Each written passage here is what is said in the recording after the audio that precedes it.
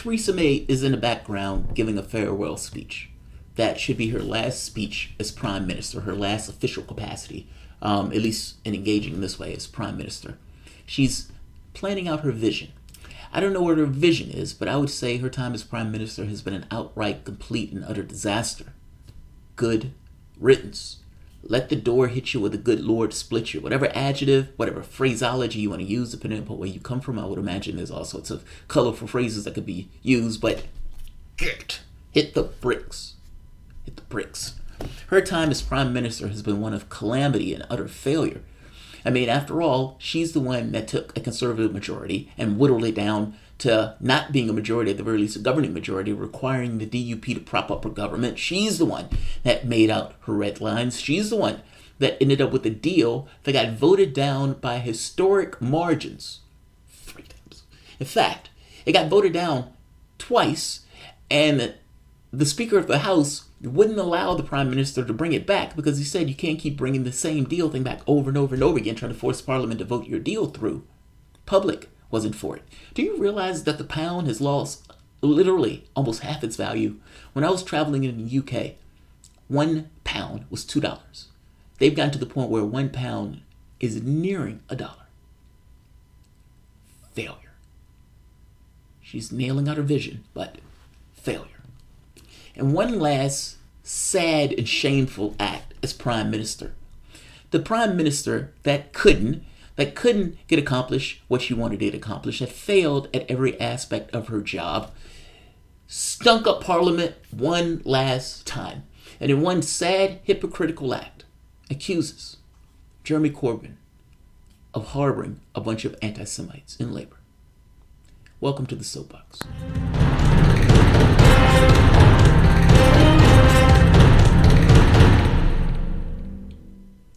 My name is Jamarl Thomas. This is the Progressive Soapbox. Well, Soapbox After Dark at this point. It's probably going to be the last show. Theresa May. And before I get to that, if you guys enjoy the content, please consider liking, sharing. You can always support this content through PayPal or Patreon. I like to say even $1 helps. They demonetize these videos randomly at this point. And if I am not mistaken, I think 2 of my videos was okay today, but oftentimes they demonetize videos. It doesn't matter what they are. The video I had with Kelly, demonetized. Yes, it was talking to Kelly, and we were talking about almost nothing. Demonetized, doesn't matter. We like to say even $1 help, and it does. I want to talk about Theresa May. So, Theresa May goes to PMQs today. Today's Wednesday, yeah. Goes to PMQs today. And at PMQs, she goes into this complete lunatic tear on Corbyn being an anti-Semite or harboring anti-Semites in Labour and in condoning it. Because for the most part, the media has been harping on this notion of anti-Semitism. And really, if we're being very honest, understand there may be some people who may be overly sensitive to that stuff. Fair enough. And overly sensitive, fair enough. But I'm talking about more people using this, political actors using this for political effect. Because it knows there are people out there that are overly sensitive to it. And they can use those people and they can scream loud enough. They can point at Corbyn. Corbyn's main enemies are not the Conservatives, even though they are. Corbyn has enemies within his own party. There are people who greatly dislike him, let's say the Jewish lobby, because Jeremy Corbyn is pro-Palestinian and he's pushing for Palestinian rights. There are other people who are outright Blairites that hate his guts because they are Blairites. They disagree with him ideologically. In both of those cases, they've ended up on this notion of anti-Semitism. He's an anti-Semite. And in doing so, you can get him to pull back on any notion of what he would do as Prime Minister for Palestine. That's the first point. But the main goal is to never let him become Prime Minister and collapse his run as leader of the opposition before it ever gets to the point of getting to Prime Minister. And hopefully putting in some kind of corporate Blairite back into position. The same thing is true for Sanders. Both have their fight in various countries, even though the fight relatively is the same. In fact, every country you go to have their fight, their struggles. Countries are further along or less in various areas, but they have their struggles. In this particular case, this is something he's going to have to go through, and he's going to have to win this in spite of this. Now, the polling, despite the BBC coming out with this Labour anti-Semitism stuff, still showed him winning and being ahead by 6 points. and being strong, but they are going full bore. Theresa May jumps on this, and in her last despicable act as prime minister, I think it's her last despicable act as prime minister, screams hysterically about anti-Semitism. I'm going to show you something at the end of this. And I'm waiting because I'm going to show it to you after it because I want the Black Mirror effect to take place. Like, I want the Black Mirror level of wow to hit you when I expose this to you at the end. Maybe Hassan had that Black Mirror effect where he was like, wow, I had to look this up. That's amazing. And I'm going to reveal that to you. You're not even going to have to look it up. I'm going to show it to you. But first, I want you to see this because I want you to see what took place in PMQs today before even getting to what I call the Black Mirror effect. Thank you, Mr. Speaker. Can I agree with the Prime Minister on a congratulations to Lewis Hamilton and winning on Sunday, and to the fantastic cricket team which ended up winning the World Cup, but also thanks to New Zealand as well. What a brilliant final it was, and what a great advertisement it was for the wonderful game of cricket. Mr. Speaker, time is running out on climate change. That's what the Environment Secretary said yesterday. So why did the All-Party Environmental Committee accuse the government of coasting on climate change? The government has a fine record on climate change, including our recent legislation on net zero emissions. But there is an issue, Mr. Speaker, that needs to be addressed in this House. And before the right honourable gentleman stands up and parades himself as the champion of climate change or the champion of the people or the defender of equality and fairness, he needs to apologise for his failure to deal with racism in the Labour Party. Just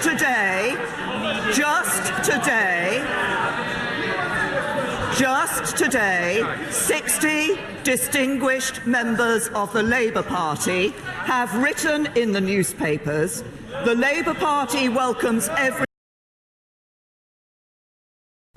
By the way, The Guardian published a group of distinguished Jewish authors, all sorts of, across the political space, social space, and everything else. All of them, including Chomsky, wrote a letter saying, this is nonsense! All of them wrote that letter. Do you know what The Guardian did? They published it and then scuttled the article.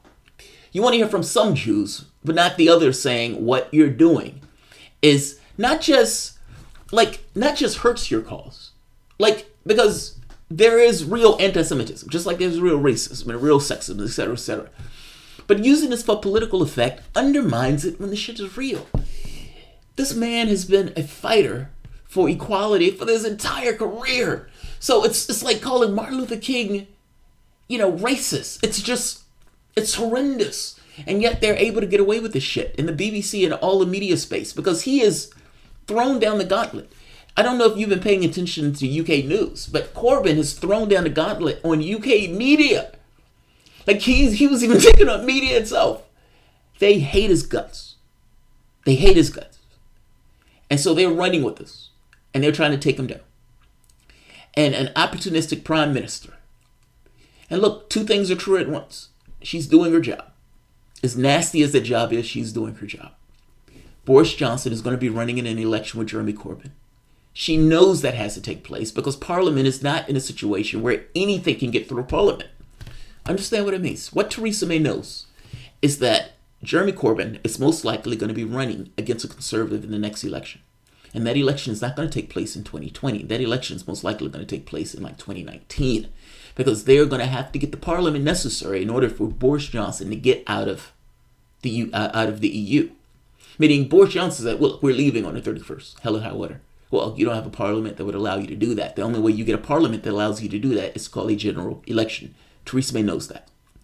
Theresa May is going to take a chunk out of Corbyn, as much as she possibly can, with this notion of having a continuity within the Conservative Party, with Boris Johnson being able to step right in and hit him on something similar. She's trying to tear it. I understand her job. I'm just saying I chafe at using identity in these type of attacks. I don't like it. I don't like it at all. It has a very nasty track record and a very nasty history. But nevertheless, this is what they're using. everyone except, You don't it have a record seems, of these Jews. identities. Trump is going in the United States too. This is your legacy, Mr. Corbyn. You still haven't opened your eyes. You still haven't told the whole truth. You still haven't accepted your responsibility. You have failed the test of leadership. Apologise now.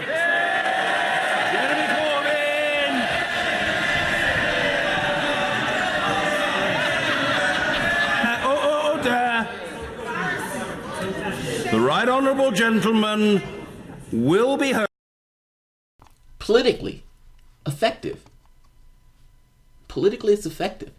Like, look, the effectiveness of it is me looking at this like, oh, motherfucker. That means it's effective. Otherwise, I wouldn't care one iota. I'd laugh at it.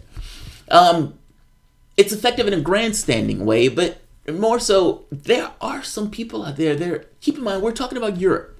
We're talking about somewhere Britain was the country that was standing alone against Nazi Germany. There's a culture there that we don't necessarily have in the United States. It's not as reactive, so I don't necessarily know how Brits are taking this.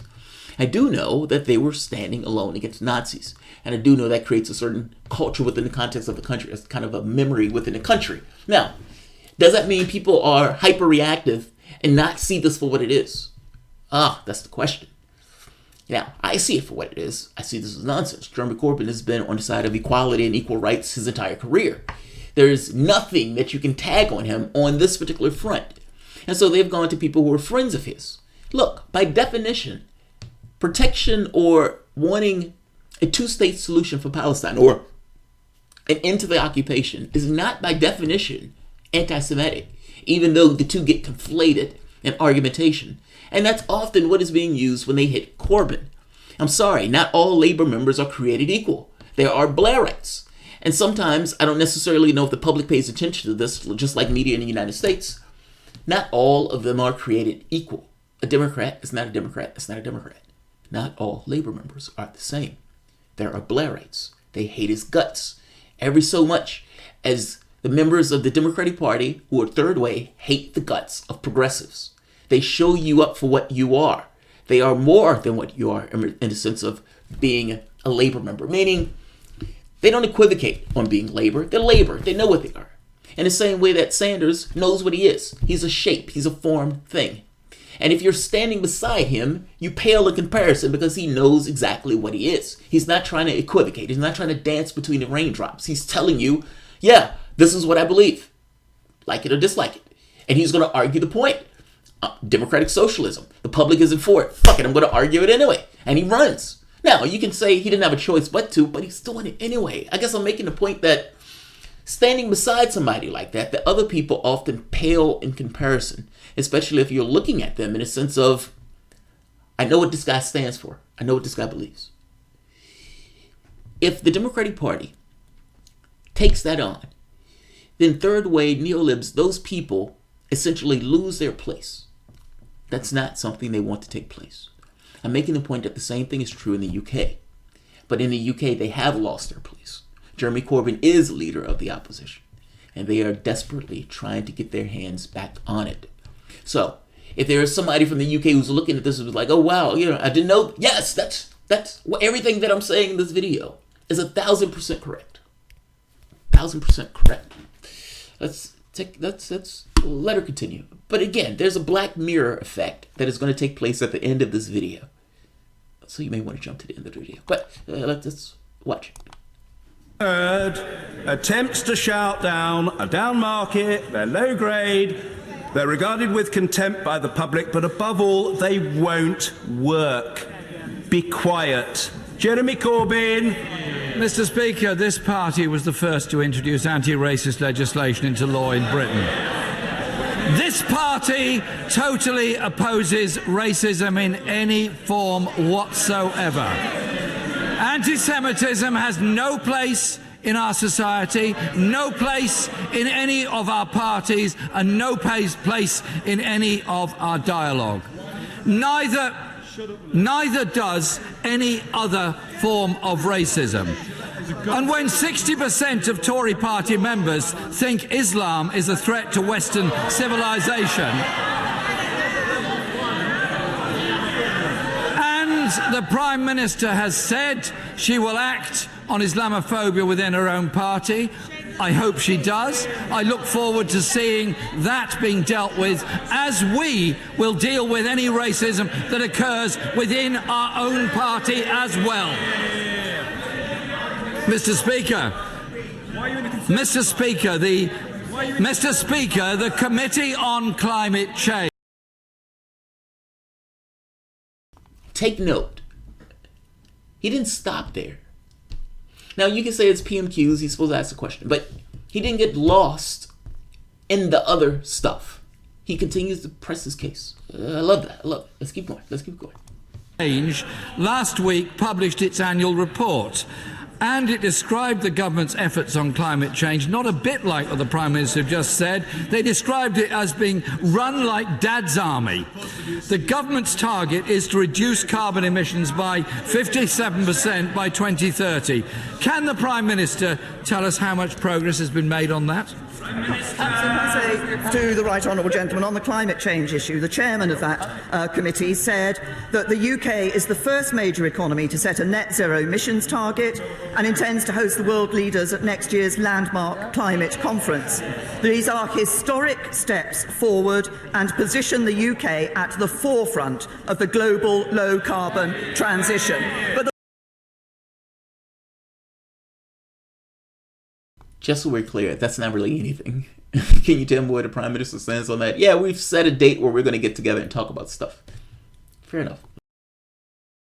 the right honourable gentleman, I note, did not apologise in response to my first questions. We deal with Islamophobia in the Conservative Party. Any allegations of Islamophobia are dealt with, unlike his way in the Labour Party, where he is failing to deal with anti-Semitism. And he can stand up and say all he likes about the Labour Party introducing anti-racism legislation. Just last week, Trevor Phillips, the former chairman of the Equality and Human Rights Commission, said the following: Labour today presents like a textbook case of institutional racism. Jeremy Corbyn! Mr. Speaker, this party opposes racism in any form whatsoever in our society. And coming from a Prime Minister who encouraged the hostile environment. This is nasty politics, man. I'm sorry. This is really nasty politics. Theresa May, he's going to talk about a hostile environment to, like, immigrants. And she's been out here screaming about immigrants. Oh, breathtaking. God, that's breathtaking. Not to mention the Grendel Towers, like not carrying the poor. Oh, God, man. Let him finish. Sent go-home vans around London and deported British citizens, which she's now had to compensate them for. I think she might look to her own party and her own government's records as well. Mr. Speaker, the issue... I'll put this video at the bottom so you can see the rest if you want to see the rest of it. Now, Theresa May continues to bang this in. This notion, oh, anti-Semite, he's anti-Semite. Not necessarily him, but there's anti-Semitism in your party. You're not doing enough about it. Now, this is important. She's not hitting him for it because you can't really make an honest argument that Corbyn is anti-Semite, regardless of what that lunatic said on the floor. But they have parliamentary elections. And in parliamentary elections, nobody chooses the president per se. It's the person, the side with the most number of people who win, MPs that win. So if you can make this case that there's this kind of amorphous, that's the word I was looking for before. I use ephemeral. I was looking for amorphous, not ephemeral. But this kind of, this amorphous soup of a labor that's anti-Semitic. Ooh, I don't want that.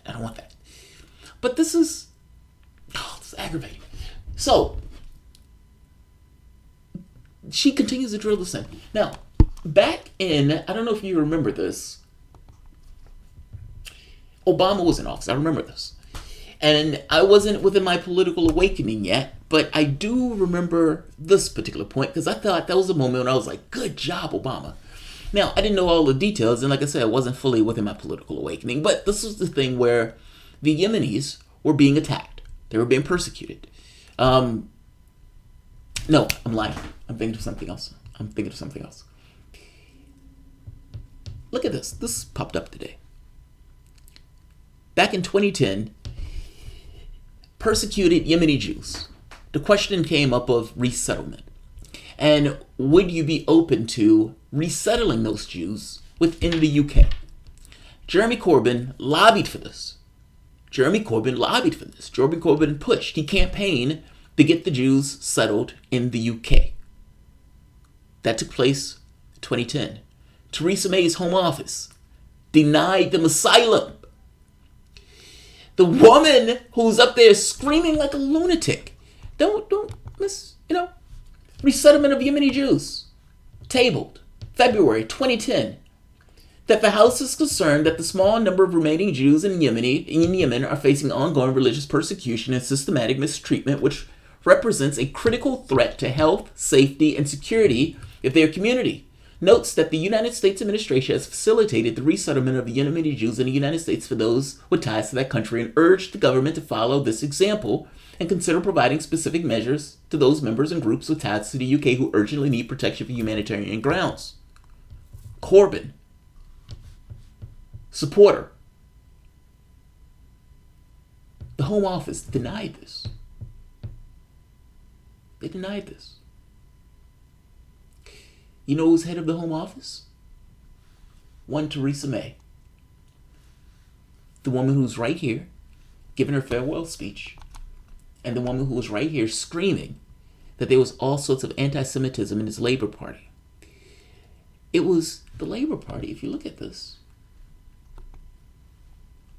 Abbott, Corbyn. Here's a Conservative. Here's another Labour member.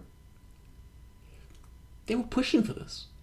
This doesn't look like a party that's ensconced with anti-Semitism. And I make the point to you that there's a difference between somebody being pro-Palestine and being anti-Semitic, even though those things are often conflated for political reasons. I also kind of want to make the point that there's this level of irony associated with Theresa May's Home Office denying this, with the person who she's screaming is, has a party festering with anti-Semitism being the one that's pushing for it. It's astonishing. Utterly astonishing. Utterly astonishing. Jeremy Corbyn and Diane Abbott campaigned for persecuted Yemeni Jews to be given asylum in the UK in 2010. The Home Office refused. The press never mentioned it. Home Office was headed in 2010 under Cameron's government by Theresa May. Let that sink in for the moment, though. A persecuted civilization is what they call themselves. And the Holocaust was utterly devastating. And so, don't misunderstand me, I'm just making a very particular point that she is screaming here right now about anti-Semitism that is supposed to be festering within the Labour Party, and that she's so concerned it bothers her greatly. And yet, back in 2010, when the spotlight wasn't on this issue, she denied admittance to persecuted Jews who were fleeing Yemen persecution. Let that level of hypocrisy sink in. Oh, that goes down hard. It goes down hard. Theresa May, ladies and gentlemen. Theresa May. The last ignoble act of a failure of a prime minister. I'll leave it here. If you guys enjoy the content, please feel free to share, like, subscribe. You can always support through PayPal or Patreon. Thanks all.